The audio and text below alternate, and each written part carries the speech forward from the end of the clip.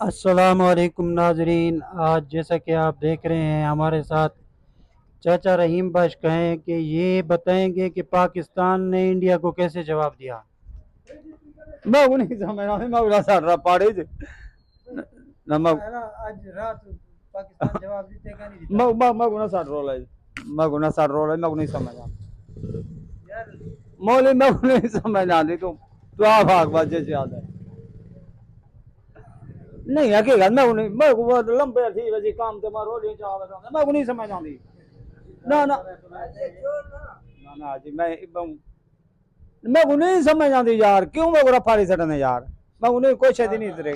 मैं कैसे नहीं समझ मौली आपका मैं कैसे ना आता का ये वैसी किधर खले खानी मैं जितना तो ले जा खड़ा होता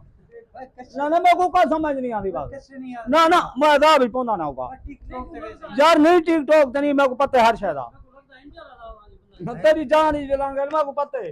ना मैं को नहीं ना ना ना ना मौली मैं को नहीं इंडिया ना रलिया तो नहीं मैं करो ना मैं को का कैसे नहीं समझ आती बात तू छोड़ो ही खाता छोड़ मौली